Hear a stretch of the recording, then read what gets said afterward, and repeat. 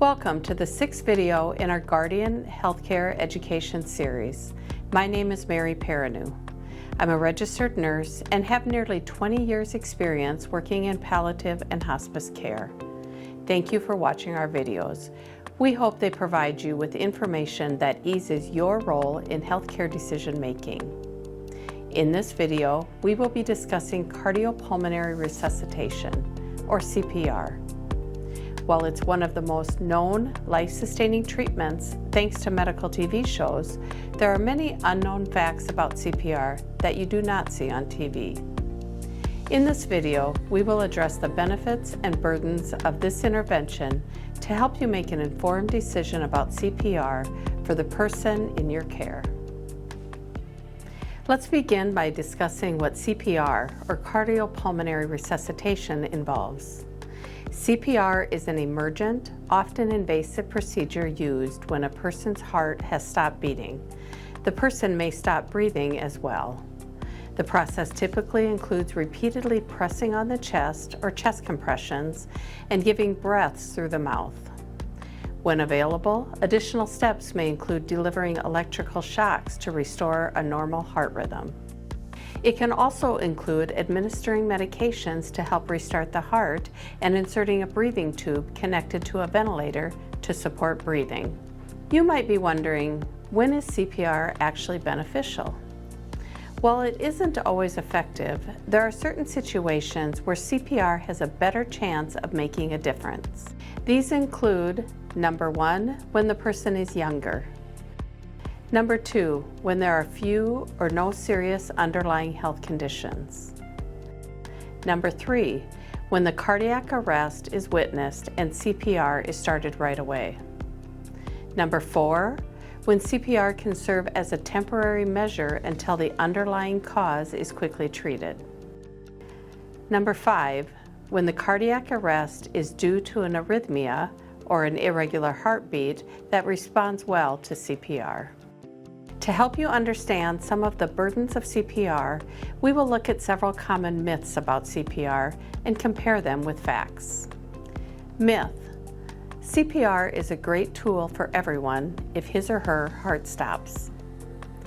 The fact is, CPR might not be a great tool for people who are dying from an irreversible condition like organ failure, advanced cancer, or neurological conditions. Myth: CPR is very effective. Fact: CPR does not work as well for those who are aged, frail, or medically compromised. In fact, survival for people in their 70s who get CPR outside of a hospital is less than 7%. Survival drops to just over 2% for people in their 90s. CPR is less effective for people with medical conditions that have damaged vital organs. Less than 2% of people with cancer, heart, lung, or liver disease were resuscitated with CPR and survived for 6 months. It is even less effective when there is a delay in starting CPR. Myth: most people survive if CPR is given. The fact is, according to generally accepted research, the overall survival rate from an out-of-hospital cardiac arrest is less than 8%. Myth: if you survive a cardiac arrest after CPR, you may live a long life. The fact is, among adults with serious illnesses who receive CPR in the hospital and survive, only about 15 out of 100 will eventually be discharged, and on average, they may live just a few more months. For adults living in the community who receive CPR and survive, only 5 out of 100 will leave the hospital, and they may only live up to 1 year. For those in residential care settings, just 2 out of 100 who survive CPR are discharged with a life expectancy of up to 1 year. Myth: if you survive CPR, you will return to your previous health. The fact is, injuries from CPR can prevent a person from returning to their previous level of health. These injuries may include broken ribs, lung damage, and brain injury caused by a lack of oxygen. Studies show that less than half of older adults who survive CPR are able to function independently afterward. It's also important to note that CPR does not address the underlying cause of the heart stopping. Myth: choosing a do not resuscitate or a DNR order means a person will not get any treatment. The fact is, a DNR order only applies to CPR. It means that if your heart stops, you don't want CPR. You can still receive full and aggressive medical care for any illness or injury. This can include being admitted to the ICU, having surgery, receiving IV medications, getting blood tests and imaging, using oxygen, and even being placed on a ventilator if needed. DNR does not mean giving up on treatment. It just means choosing to avoid CPR if it wouldn't be helpful or wanted. Myth: we can try CPR to see if it works. Fact: CPR isn't something you can test out or stop halfway. Once it's started, it continues until the heart stops beating again or a healthcare professional confirms that the person has died. If CPR does work, the person is usually taken to the ICU, put on a breathing machine, and has a tube placed in their throat. CPR is not a gentle or a temporary option. It's a serious medical intervention. There are several ways to help you decide if CPR is the right choice for your protected person. First of all, talk with them if they are able to share their wishes. Look for any advance directives such as a living will, medical power of attorney, Comfort 1 order, or a most form that may have been completed before they could no longer make decisions. Review any past conversations or planning they had with family or healthcare providers about their care preferences. Think about their personal values, including any religious or cultural beliefs. Check for any recorded or remembered conversations about what they would want regarding CPR. And finally, use the facts about CPR, not the myths, to help you decide whether CPR would truly help or whether it might cause more harm and suffering. It's often hard to know in advance whether CPR would help or cause more harm in an emergency.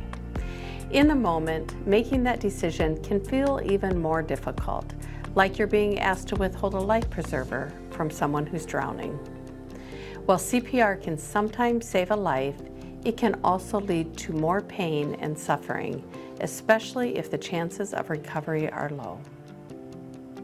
The best way to avoid stress and confusion about CPR during a crisis is to have an open conversation ahead of time with your protected person and their healthcare provider.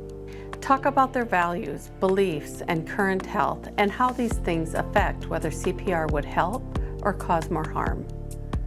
Once a decision is made, it's important to put it in writing through medical orders. This can help prevent disagreements or emotional distress if an emergency happens. As a guardian, there are a few important things to know when deciding whether the person in your care should receive CPR. Unless there is a medical order saying do not resuscitate or DNR written by a doctor, a nurse practitioner, or a physician assistant, your loved one is automatically considered a full code. This means they will receive CPR if their heart stops. That's why it's important to talk with your protected person's healthcare provider about their current health. Ask how likely it is that CPR would help them. If you and your loved one decide that CPR could be helpful, you don't need to do anything. They will stay listed as a full code. If you both decide that CPR would cause more harm than good, the healthcare provider can place a DNR order in their medical chart. Once you and your protected person have made a decision about CPR, it may be helpful to consider one of South Dakota's transportable medical orders. These are special forms that go with the person under your care wherever they are, whether they're at home, in a clinic, a hospital, a nursing home, or even in an ambulance. They help ensure their wishes are followed in any setting. There are two types of transportable orders. Comfort 1. This is for people who have decided not to receive CPR or be placed on a breathing machine. Number 2, MOST, Medical Order for Scope of Treatment. This is for people who have a serious or terminal illness with limited time left. It includes choices about CPR, but it also covers other preferences for medical care, like whether to go to the hospital, receive antibiotics, or use feeding tubes.